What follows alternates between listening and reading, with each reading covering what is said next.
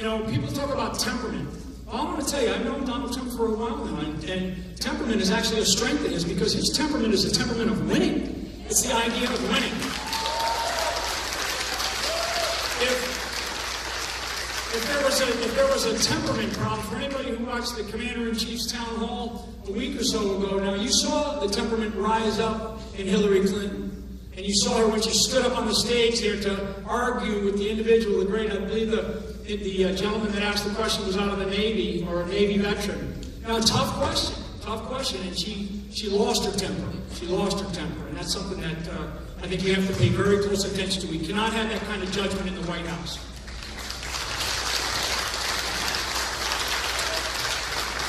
Okay, a couple of things before I bring Donald Trump out here. What's represented behind me, and you know, you've seen all these numbers of flag officers, generals, and admirals. You know, today we sort of rolling out another batch, and their numbers continue to come in. I'm going to tell you that we have 165 flag officers from all walks of life that have stepped up to say we completely support Donald Trump to be the next president of the United States and to be the next commander-in-chief.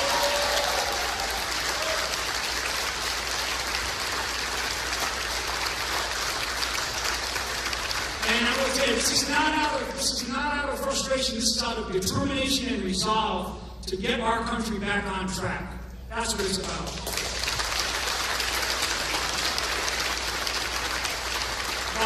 Represented behind me, we also have 17 Medal of Honor recipients who have also stood up and said, we support Donald Trump.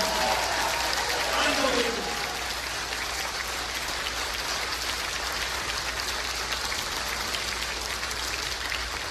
So for our military who continue to serve, who I deeply respect, I respect everything that they do. I know Donald Trump deeply respects everything that they do. Our veterans, we have to take much better care of our veterans.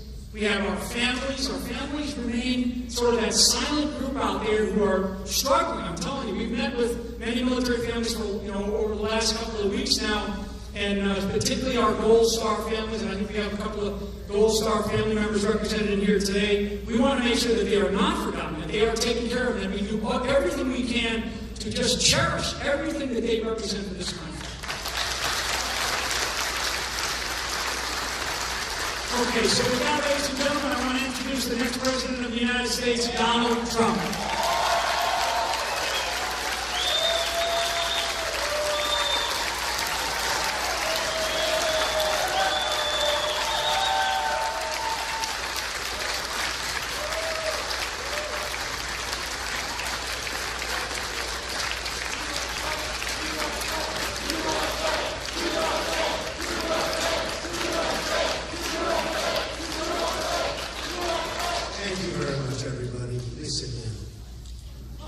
Nice hotel.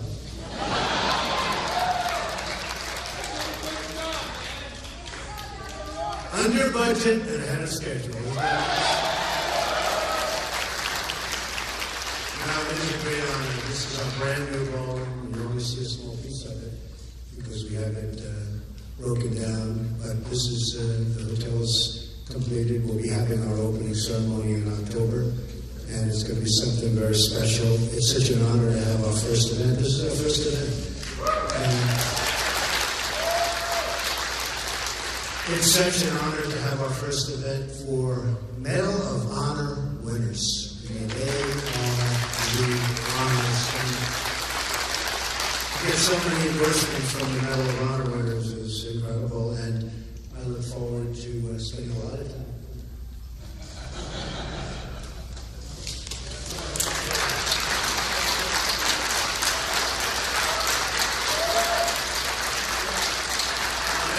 More courage than I do. I will say that all the time. But it is such an honor to have this particular ceremony be the first ceremony, because I think when the hotel opens officially, it will be one of the great hotels anywhere in the world.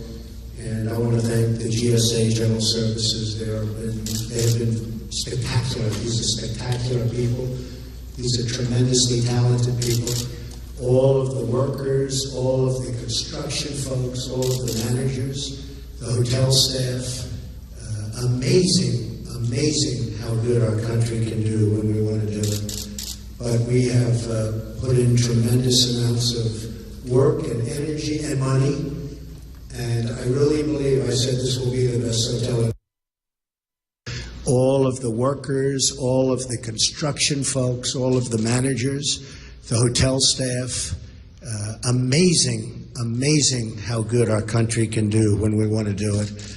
But we have put in tremendous amounts of work and energy and money, and I really believe I said this will be the best hotel in Washington. I think it may be one of the great hotels anywhere in the world. That's the way it turned out. So really honored to have this as our first event. So I'm pleased to be here this morning with 2 Medal of Honor recipients and 6 flags, okay? 6 flag and general officers. We have a tremendous amount of talent here, a lot of generals. And General Kellogg, General Flynn, we have just, the room is stacked with generals and talented people and leaders. I love leaders. The great people represent 120 flag and general officer endorsements. 120. And that number is going up very rapidly.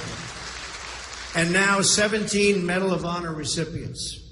In addition, it's a tremendous amount of very, very brave people. In addition, I'm honored to be joined by the many veterans that are supporting us all throughout the room. Thank you very much for being here.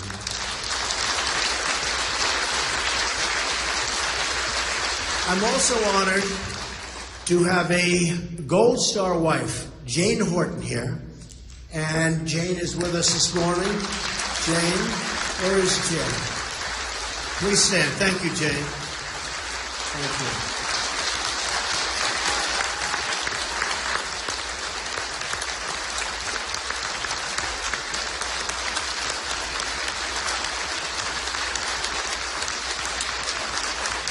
Incredible. Jane lost her husband, Specialist Chris Horton, in Afghanistan on September 9th, 2011. And Jane, it's such an honor to have you here. And I hear so many things about Chris, and he was a winner. And thank you very much on behalf of the country. Thank you. It's incredibly humbling to be in the company of these real and true heroes. I have the privilege to introduce our first Medal of Honor recipient, Mike Thornton. Mike is a retired United States Navy SEAL, a tough cookie, and a recipient of the United States military's highest decoration, the Medal of Honor, for his actions in Vietnam, the Vietnam War. In addition, he is the recipient of a Silver Star, 3 Bronze Stars, and a Purple Heart. I'm proud to have him on my team. Such a great honor for me. And also fellow recipient Bob Patterson, who likewise has the Medal of Honor, who is also here. We have 17 Medal of Honor recipients, and they've all endorsed me for President of the United States. And I have been endorsed by generals, and many of the generals have become very good friends of mine. We seem to have a very good chemistry together. But even the generals admit there is something very special about Medal of Honor recipients. So, Mike, if I might ask you to just say hello, come up, say a couple of words, and thank you very much for being here. Thank you, ladies and gentlemen. Whoa, stop. We don't need no more of that. This is all about getting the word out there. I have known Mr. Trump since 1986, and when it wasn't fashionable to support the military in 1986, some great people like Donald Trump and Zach Fisher, and then we bought the USS Intrepid there, and he supported us back in that period of time.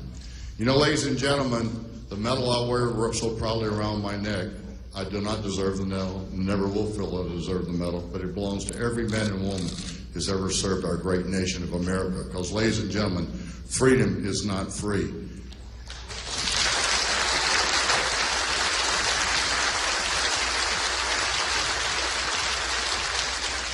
Right now, today is the most trying time in my life, which life is very short, but I've been around for almost 70 years. But you know, this election means so much. We do not need any more bureaucratic leadership from Washington, D.C. We need true leadership from the top. Mr. Trump has never failed in anything because he listens to his advisors, he listens to his people. For the last 8 years, our president hasn't listened to anybody, and that's the reason why we've lost CIA directors, we've lost Secretary of Defense, and many, many general officers have dropped out or resigned because of his leadership. We cannot stand for 4 more years of leadership like that. We need somebody who's going to lead from the front like Donald Trump.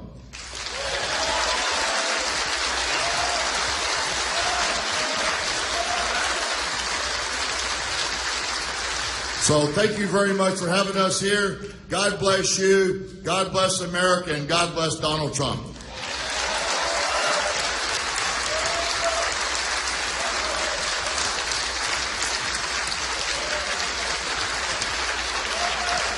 I'm supposed to introduce Bob Patterson, my good friend for 45 years. Just like the Navy, can't admit the Army's better. I'm here to tell you something right now. I spent 26 years of my life defending this country. And after that, I spent another 17 years those veterans who I served with and were still serving, because I worked for 17 years for the VA before I finally retired. I've watched our country take a complete turnaround from where it was. We used to be the shining star on the hill. And we're getting dimmer and dimmer and dimmer. And it's all because of all the bureaucrats here in Washington, D.C. And it's time we send somebody to Washington that knows how to say, "You're fired."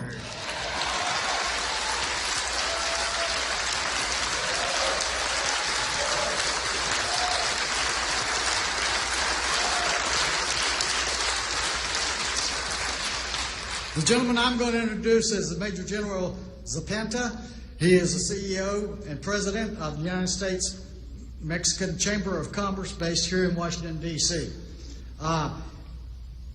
He's held service, served on many commissions under Presidents Nixon, Ford, Reagan, and both the Bushes. General Zapata entered the military in 1964. And he has numerous awards and decorations, including Silver Star, 5 Bronze Stars, with V for Valor and the Purple Heart.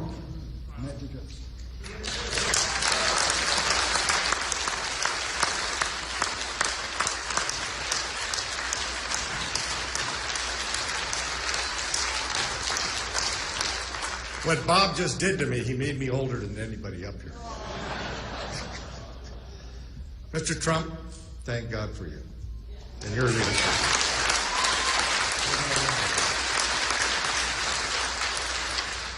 You know, being a Vietnam veteran and serving all the way through the Iraq and Afghanistan war in the Department of Defense as the chairman of the Reserve Forces Policy Board, where half of the military that we deployed to that region 15 years ago, and we're still there, were National Guard reservists.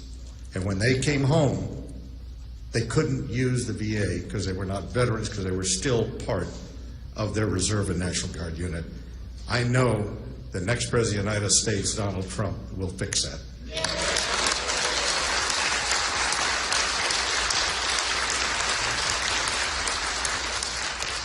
I also would like to say, you know, deplorables are also deployables.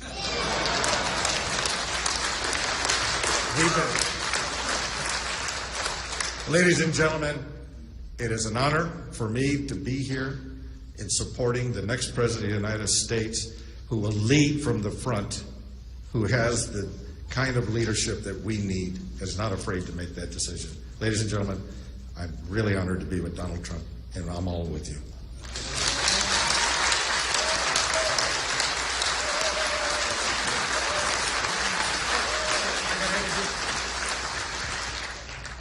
I actually probably did this on purpose because this next fellow is really a personal friend and I have an immense respect for him. He won his Silver Star in Korea when the North Koreans tried to take over our location there in the DMZ.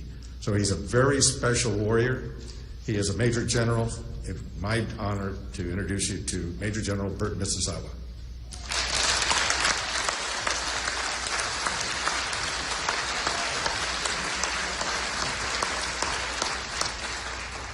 Thank you, Al, and we do go way back. But I don't really go back to the Korean War, but that's indeed where I was awarded the Silver Star. After 40 years of serving this nation in uniform and 4 combat deployments, I've become convinced that our nation needs a multidisciplinary interagency approach to defeat our enemies and to secure the long-term fruits of victory. In essence, what we need is some fresh thinking, innovative approaches, and strong leadership. It's been my privilege to have spent some quality time with Mr. Trump on and off the campaign trail over the past few months. And I have been extremely impressed with this gentleman's stamina. And if any of you were privy to his schedule, you would be totally amazed at what he has been able to do.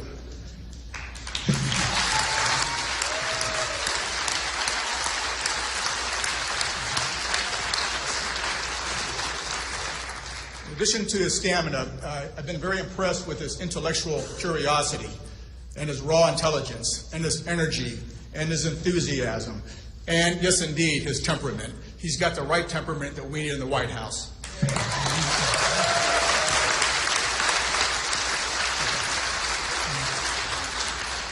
But the thing that I've been most impressed with is his absolute love for the men and women in uniform and the support that he's going to give them from the White House.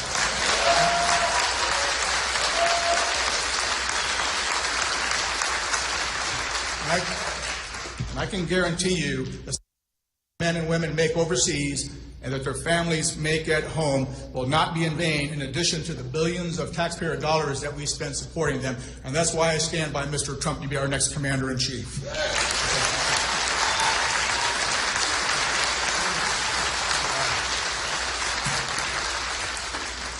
Now it's my pleasure to introduce fellow comrade at arms, Admiral Don Loren.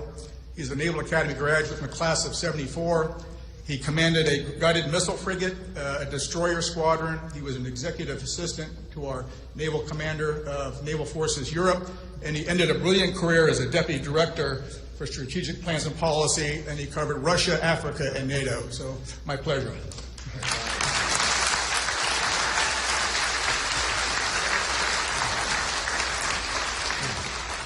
Well, thank you, everyone. We are a group of national security professionals who dedicated our lives to the security of our nation, as deplorable as we are. We are not a political group, but we are a national security group that has chosen to support a political candidate. The series of discussions you've all listened to Mr. Trump have deal with national security. National security is not solely about the military. It's comprised of many facets: defense, diplomacy, development, economic security, energy security, border security, cyber security, homeland security. The logical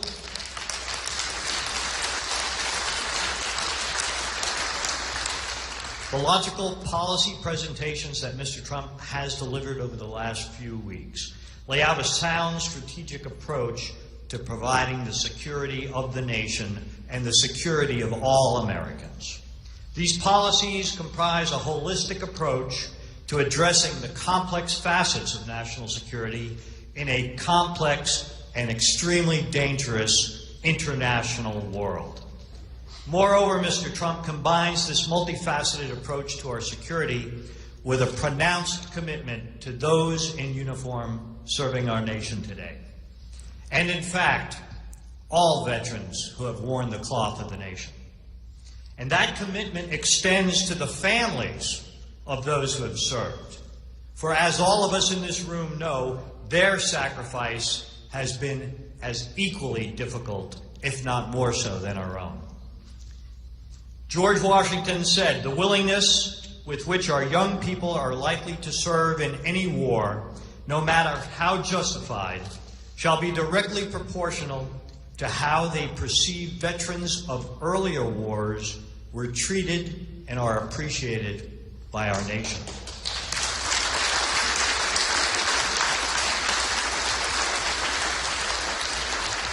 Mr. Trump has embraced those words of our first president. Mr. Trump has also shown an extreme dedication to those that have shouldered the wounds of battle in the service to our nation. And we have several of those people with us today. And he has committed himself to the words of President Abraham Lincoln, words that are emblazoned in the motto of our Department of Veterans Affairs: to care for him who shall have borne the battle and for his widow and orphan. This is why all of us here are assembled to support Donald Trump for president.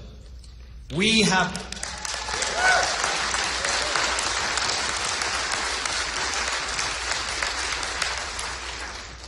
lived national security for a large part of our lives. We understand how a strong economy, cooperative governance, combined with skilled diplomacy, sound energy policy, sound alliances, and a united American public, all defended by a well-trained, appropriately funded, fully committed, and technologically unsurpassed military, come together to make America strong and make the world a safer place.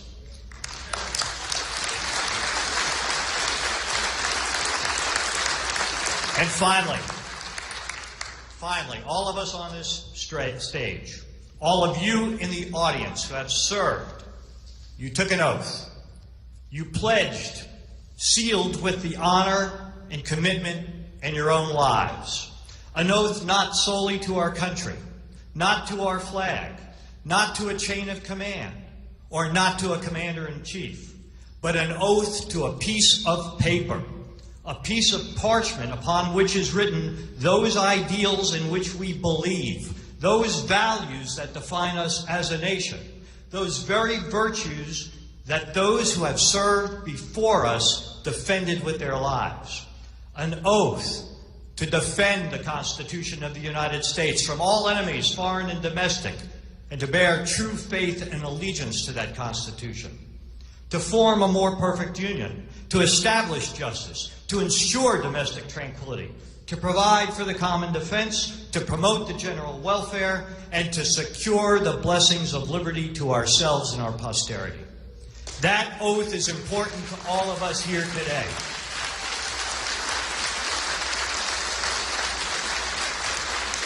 That oath remains the cornerstone of our lives long after we have taken off the uniform. That oath is important to Donald Trump. And he, in fact, will take that very same oath on January 20th, 2017.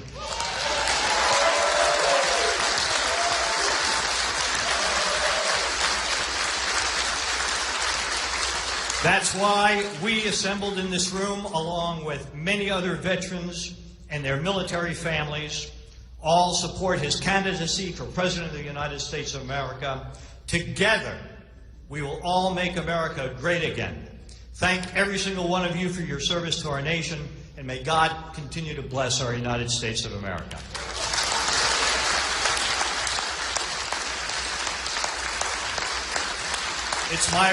It's my pleasure now to introduce Lieutenant General Tom McInerney, a West Point graduate, but we won't hold that against him. Commissioned as a second lieutenant in the Army, he then joined the Air Force, completed pilot training, and went on to a long, distinguished military career, including Assistant Vice Chief of Staff, Headquarters, U.S. Air Force. His awards are numerous, including the Distinguished Service Medal, Defense Superior Service Medal, Legion of Merit, Distinguished Flying Cross, Bronze Star. A true good American hero, Tom McInerney.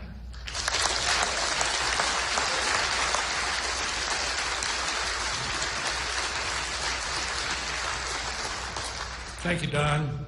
It's very simple. We, all warriors here, are supporting Mr. Trump because he has the only budget, the only economic plan that can rebuild the military.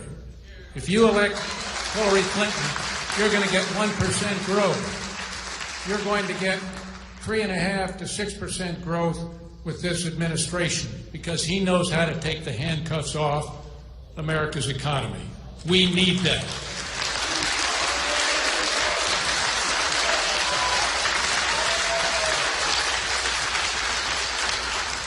Make it very clear to the American people there is only one candidate that can rebuild the United States military and make us great again. Now, it's my distinct pleasure to introduce Lieutenant General Keith Kellogg, who is on the national security part of Mr. Trump's team. He's doing the transition team for defense and VA affairs. Keith had 2 tours in Vietnam with the 101st Airborne Division and then with Special Forces. He has a very distinguished career, culminating in the commander of the 82nd Airborne Division, the All-American Division, and finally finishing up as a J6 in the Joint Staff because the chairman wanted a warrior. Keith is a warrior. God bless you, Mr. Trump, and God bless America. Keith Kellogg.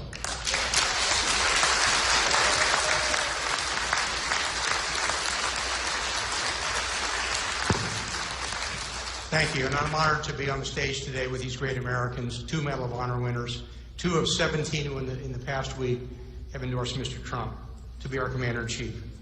These are men who know the meaning of courage. They know sacrifice, they know character, and they're with us. And I also want to identify again, as Mr. Trump said earlier, Mrs. Jane Horton, a Gold Star wife of Chris Horton.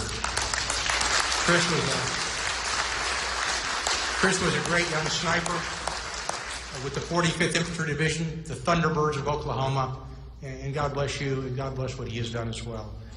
And to be these great veterans behind me who have served our nation so well. You know, we started last week, just last week, there were 88 who signed. We're over 165 today.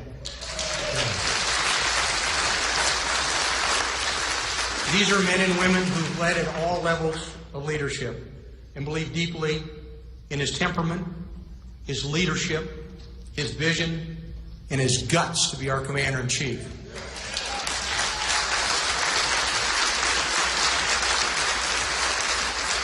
For those of you watching, let me tell you a little bit about the people who support him, the people behind me and the people who are not here, and to the millions of Americans who hopefully are watching. These are commanders who fought in Afghanistan. They fought in Iraq. They fought in Mogadishu. They fought in Panama. We have leaders who've been wounded fighting for this nation. We have leaders who hunted down Saddam Hussein. And one of the commanders we have on our team hunted down and killed Pablo Escobar, the Colombian drug lord. We're in the middle of a change election. It's really quite simple. To those of you here today, to those of you listening out there, and to those of you watching, if you want to keep the status quo with all its failures and promises of more of the same, then you know where you can go. Or if you want to move forward with courage, be what we can be, what we should be, and what we will be, then you will elect Donald Trump to be President of the United States of America.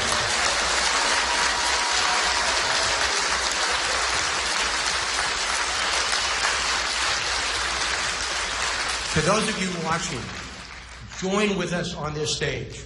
Join those millions who've already stood with us in the past months to carry this man and with him our nation to victory on 8 November. God bless you and thank you.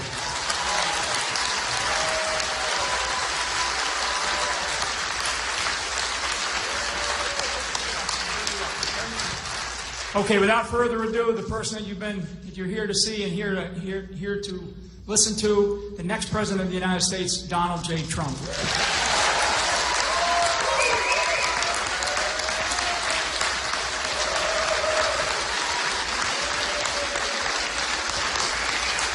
Thank you, everybody.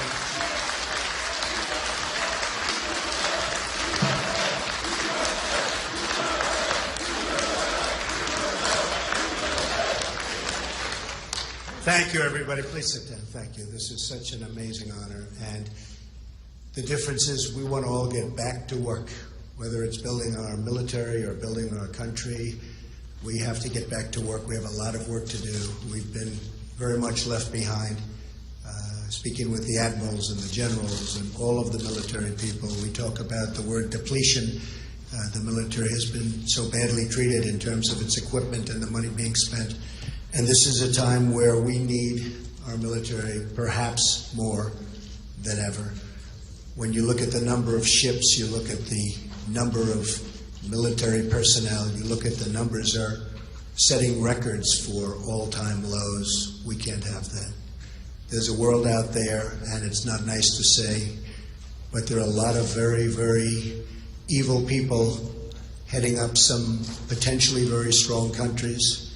We have to be prepared. We have to keep our country so great and so strong. And that's why to have all of the support from so many generals, so many admirals, people I respect so much. They're smart, they're tough, they know what's happening. And I believe in them totally, and that's why the fact that they believe in me is one of the great honors of my life. So I want to thank everybody. Thank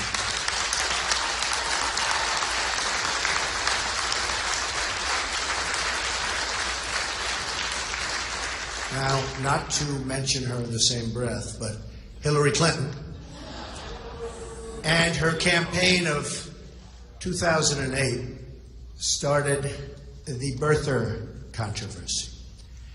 I finished it. I finished it. You know what I mean. President Barack Obama was born in the United States, period. Now we all want to get back to making America strong and great again. Thank you. Thank you very much. Thank you, everyone. Thank you.